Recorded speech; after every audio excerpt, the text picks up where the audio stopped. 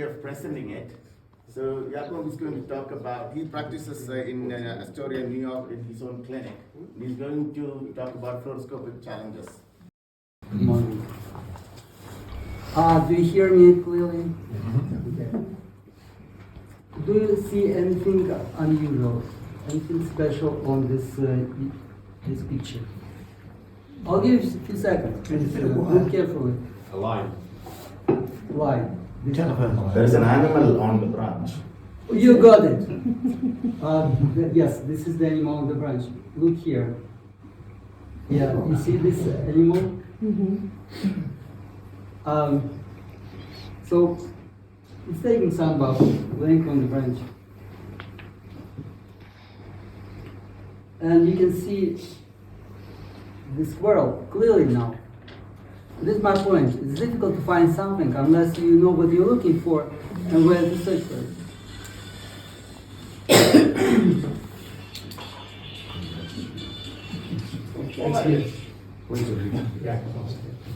The same animal laying different way.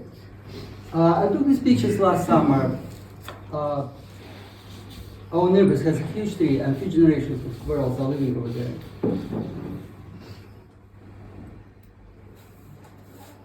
And this is also my presentation. I want to discuss some of fluoroscopic patterns that I'm searching for while performing interventional procedures.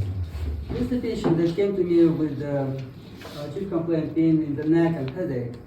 And you can see that she has a C3-4 disc herniation. I use contralateral fluoroscopy to navigate needle towards the dual space. This one. And here, when the needle is close to, we call it ventral intralaminar line, I'll show you. I start injection contrast. You can see some vascular uptake. With further advancement, you'll see dorsal spread.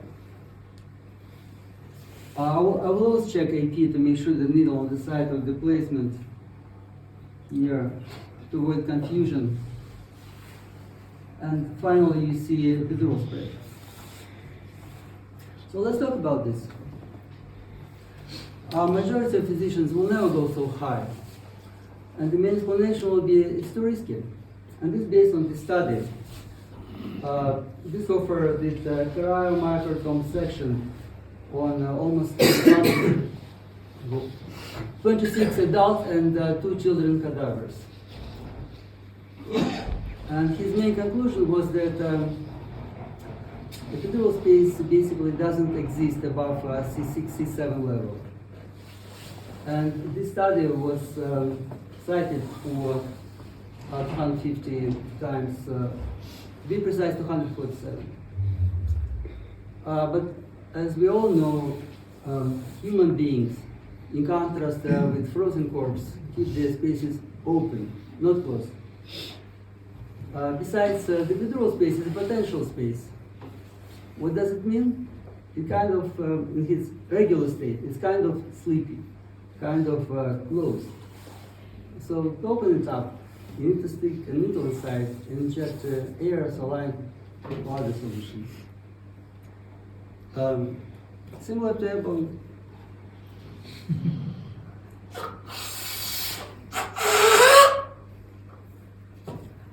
What else it means? It's easy to bypass it. It's so small, so you need to be extremely careful. And yes, it probably exists all the way to C1, C2 level. There is another explanation why people would not go so high. What for? This is based on this study. Those authors states that it doesn't matter where you enter epidural space at the cervical spine, and it doesn't matter how much you inject, because it's so small, it's going to fill it up. I disagree with this concept for 2 reasons, personal and philosophical.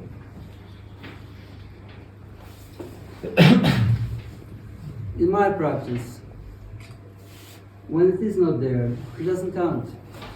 Please understand me right, I'm in private business. And if I wouldn't help, wouldn't deliver, my patients will find pain management around the corner. Pain management, in in New York, not like in UK. It's very competitive. Just in Astoria, a small part of Queens, there are at least 5 practices that will take the patient the same day.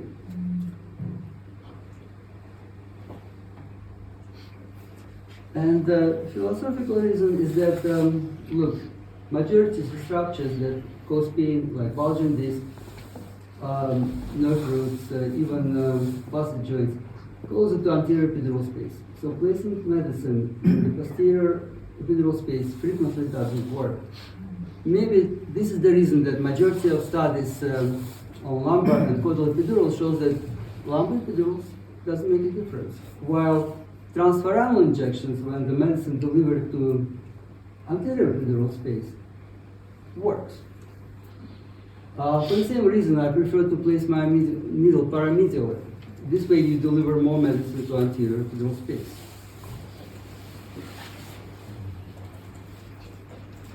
And this is the reason that I can assess small, tiny spaces inaccessible to traditional techniques.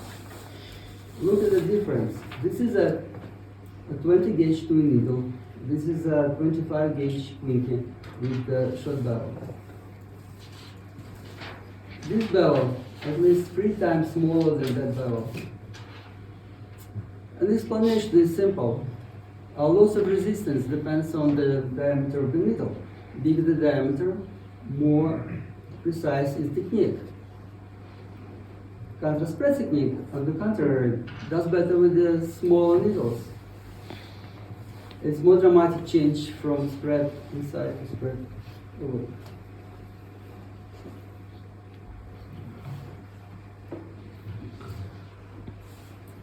Lisa came to me with chief complaint pain in the neck, shooting down her left arm. If you can look at her MRI, you will see that she has multiple disc herniations, more significant at C6, C7 level.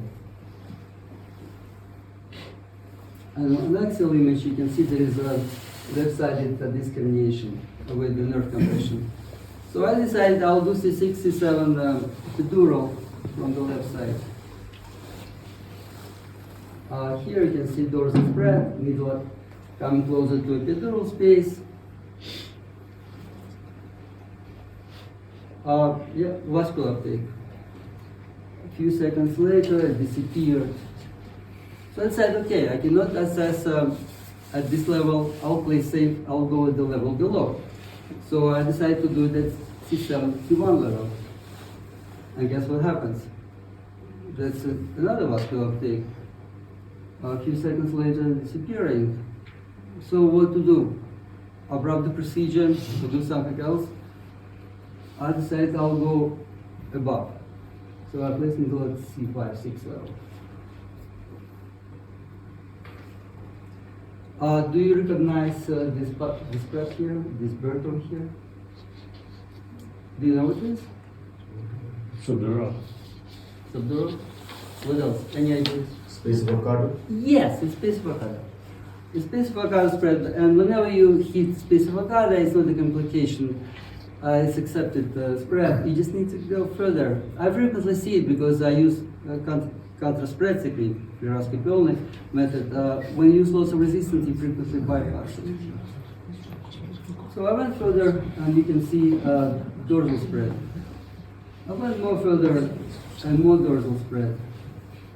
And even further, and the spread is getting bigger, bigger, and bigger. I'll show you again.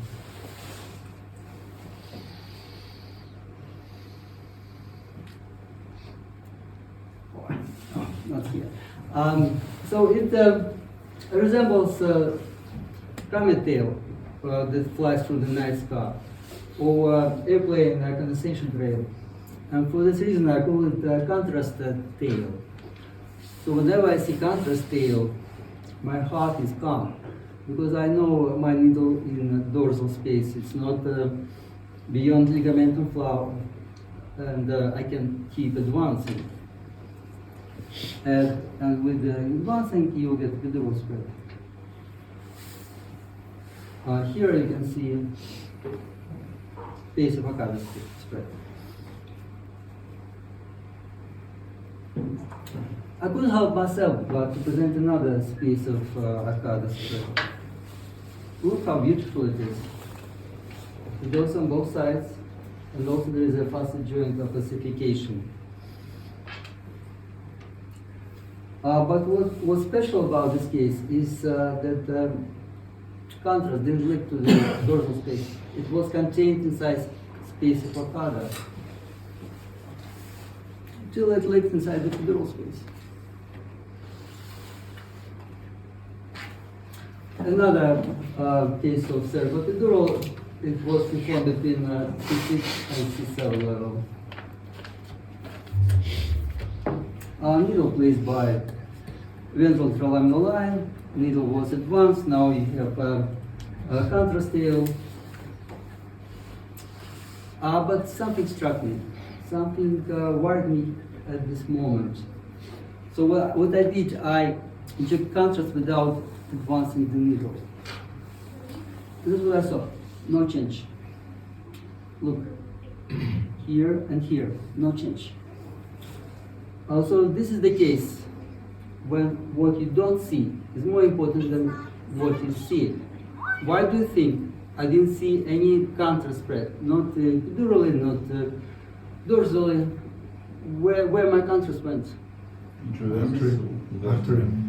Yeah, interarterially. And it's important to know it. Otherwise, you'll keep advancing until you stuck the spinal cord.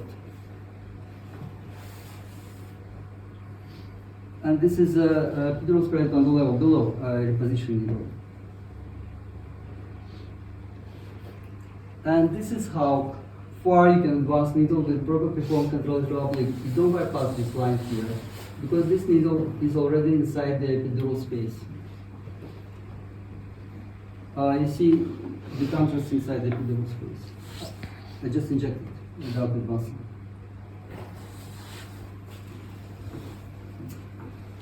This patient came to me with chief complaint in the right buttock, shooting down the right leg. So, typical sciatica. If I will see the images, I will perform transforaminal at L4-5 or 5S1, and it will be a miss. However, you can see there is a L2, L3 discrimination. And here you can see on Excel image, there is more right side protrusion of the disc. Yeah. So I decided to go for L2, L3 transforaminal. And this is how I place my needle. I place my needle below foraminal. I'll explain why I have chosen this approach. This is a diagram that shows exiting and traversing nerves. When you perform transforaminal injection, you have two approaches.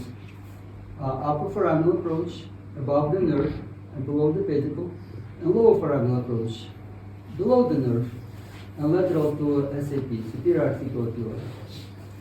But look, when you place medicine here, you mostly cover the nerve root. When you place medicine here, you cover both, exiting and traversing nerves.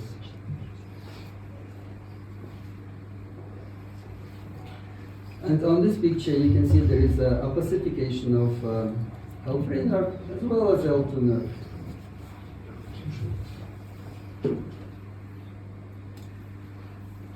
A very well-known Russian fairy tale. In this fairy tale, sneaky mujik is taking advantage of silly bear. You know the difference between tops and bottoms of different plants. A poor bear didn't have a clue. So I will explain why sometimes I go for upper foramina, sometimes for lower foramina approach. This is L5S1 discrimination with left-sided nerve compression. So patient came to me with complaints of that were concordant with L5 entrapment. I decided to help him with doing injections for L5 nerve, placing my needle for upper foraminal approach at L5 foramina and lower foraminal approach at L4 foramina. So this needle placed for upper foramina. Sometimes they call it a safe triangle, I don't know why. this needle in the same triangle. And I have a spread. So tell me, what kind of spread is it? Is it a foraminal spread or is it something else? No, why not? It's facet joint. Exactly, it's an interarticular spread. So whenever you have hit the facet joint, you need to advance the needle to get inside. And now it's inside. You can see it. So the same needle, I didn't take it out of the skin, I just repositioned it. It's going towards SAP joint. You can see the needle in the lower foramina, and you can see the spread, anterior epidural spread from the previous injection. I advanced the needle, and now you can see L4 nerve as well as L5 nerve opacification.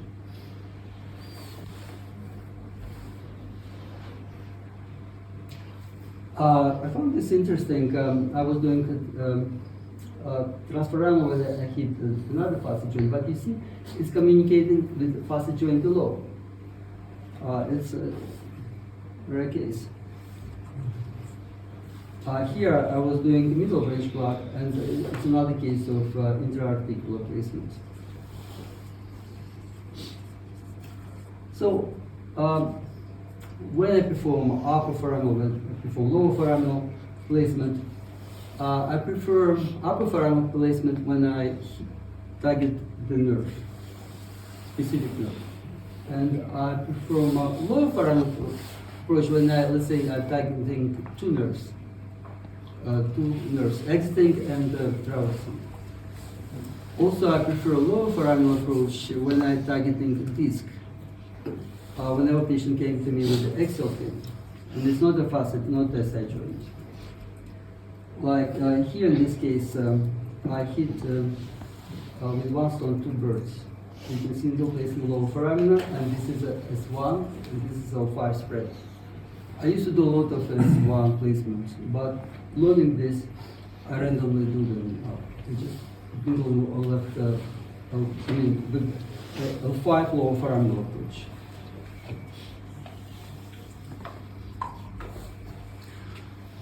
I also prefer lower foraminal when I have a big patient.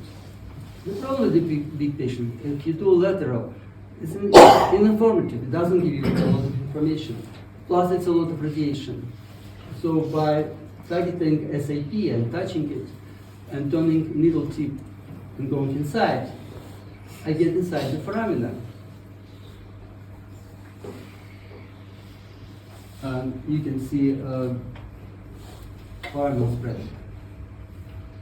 Learning this technique helps me to avoid lateral fluoroscopy, and I do it more and more.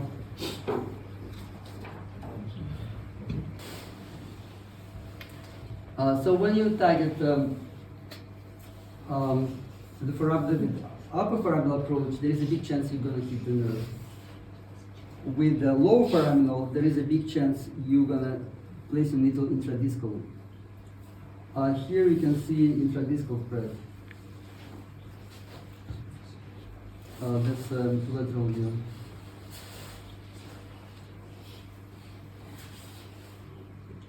Yeah, this is the annulus fibrosis spread, and you don't see much inside.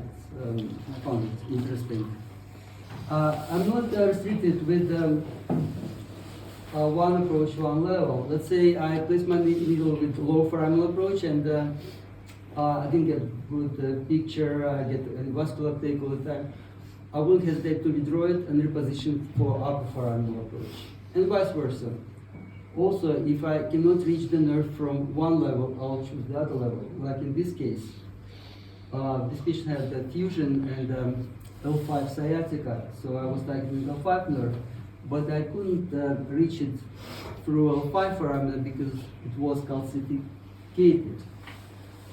So what I did instead, I went through L4 foramina with low foraminal approach, and now I'm seeing L5 nerve opacification here.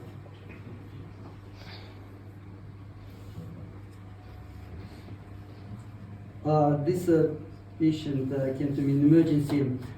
He was, and he is a firefighter. He was learning in academy, and he developed acute sciatica. You can see that he has a L4-5 disc herniation. And here you can see L4 nerve contractment. You see the difference? So I decided I will treat him with placing 2 needles in L4 foramina, targeting L4 nerve. So this is a upper foraminal placement. Needle goes below the physical. And this is the injection.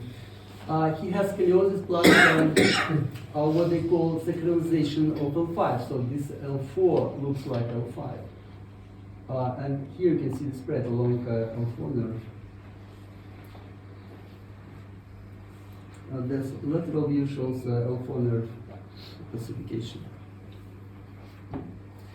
Then I reposition the needle in the same foramina for low foraminal approach, targeting SAP.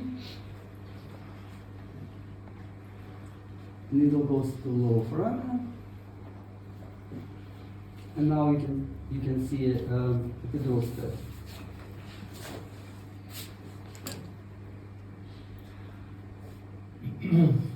This is my cabinet of curiosities. Over the years, I received a lot of defective supplies, and some of them became part of the museum. It looks like a normal needle case. However, there are 2 needles. Usually it's 0.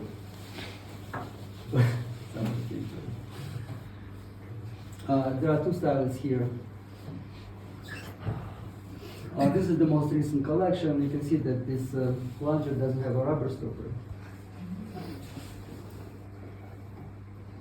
And this is the crown of my collection. I was doing epidural when I felt there is something unusual. I withdrew the needle. And that's what I saw. The stylet was sticking out.